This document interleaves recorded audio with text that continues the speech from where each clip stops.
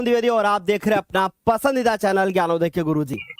मेरे प्यारे बच्चों, आप सभी लोग क्लास 10th में आ चुके हो और क्लास 10th की मैथमेटिक्स की हम इसको पहली क्लास नहीं कह सकते, क्योंकि इसके पहले हमने एक बेसिक क्लास मेरे प्यारे बच्चों ले रखी है। उस बेसिक क्लास में हमने आप सभी को क्लास 10th की जो बेसिक मैथ होती है, जिसकी जरूरत होती है क्लास 10th के बच्चे को मैथ स्टार्ट करने के लिए, वो क्लास हम आपको ऑलरेडी दे चुके हैं। कौन सी वो क्लास है अभी मैं आपको दिखाऊंगा। और उनमें से अगर बहुत सारे बच्चे ऐसे आप लोगों में से हैं कि अगर उस क्लास को नहीं देखा है तो भी घबराने की जरूरत नहीं है। हम इस क्लास में ऐसे आपको पढ़ाने वाले हैं, इस तरीके से शुरुआत करने वाले हैं कि आपको 1% भी कोई समस्या नहीं होगी। आज इस अपनी कक्षा 10 की पहली क्लास में हम आप सभी को बहुत ही बेहतरीन तरीके से मैथमेटिक्स कवर करके देने वाले हैं। बहुत सारा पार्ट आज हम इस वीडियो में कवर करेंगे। आप सभी को बहुत अच्छे से पता है कि हमारी मैथमेटिक्स में टोटल 14 चैप्टर हैं।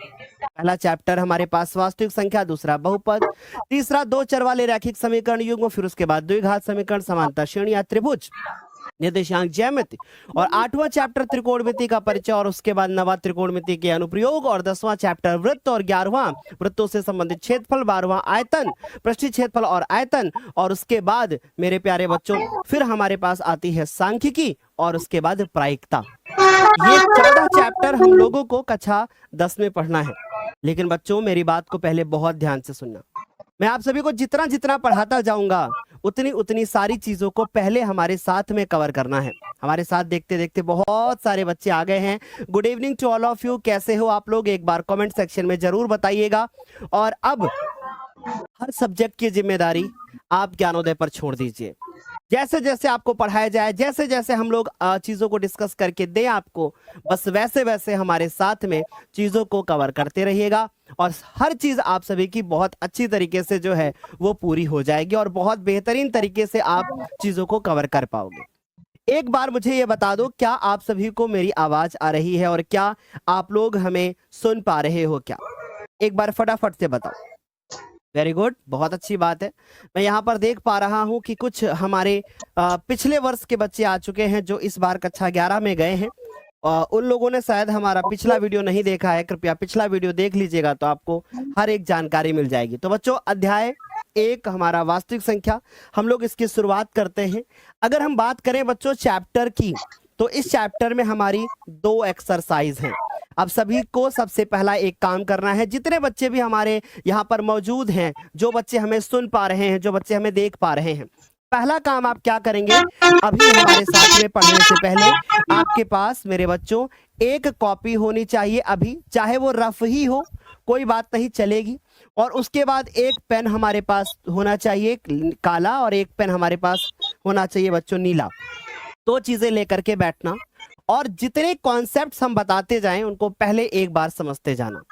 अब मैं आपको एक मैथमेटिक्स की एक छोटी सी कहानी बताना चाहता हूं, एक छोटी चीज बताना चाहता हूं, ताकि आप लोग, अगर कोई बच्चा गणित में कमजोर है तो वो कैसे स्ट्रांग हो सकता है। देखो मेरे बच्चों बहुत ध्यान से सुनना। गणित की एक छोटी सी बात होती है कि जब टीचर आपको पढ़ाता है तो कम से कम आपको 10% समझ में आता है, तो बहुत अच्छी बात है। अगर आप टीचर के पढ़ाने से आपको 10% समझ में आ रहा है मतलब आप सीख रहे हो।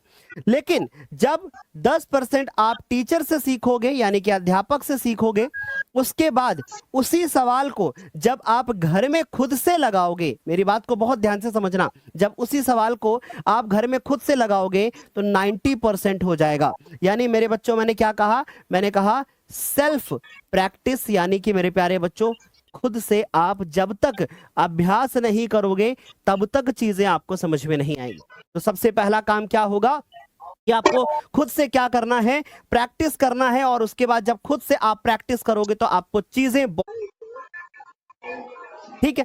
तो चले जी, बिना देर किए हुए तो फाइनली हम लोग स्टार्ट करते हैं। सर ये वाला डोर बंद कर दीजिएगा प्लीज। तो इसमें 2 एक्सरसाइज हैं इस चैप्टर के अंदर। पहली एक्सरसाइज है एक्सरसाइज 1.1, जिसके अंदर हम लोग गणित की आधारभूत प्रमेय के बारे में डिस्कस करेंगे, और दूसरी एक्सरसाइज है जिसमें हम लोग अपरिमेय संख्याओं का पुनर्भरण, ये हम लोग इसके बाद यहाँ पे हम लोग चीजें को डिस्कस करेंगे। ठीक, तो चलो जी शुरू करते हैं। उससे पहले बता दें कि अगर आपने ये वाला हमारा लेक्चर नहीं देखा होगा तो प्लीज जरूर देख लीजिएगा। हाँ, देख लिया बीवीएम, मैंने आपकी तरफ भी देख लिया। अब मैं सारे बच्चों से बोलना चाहूंगा कि नाम के लिए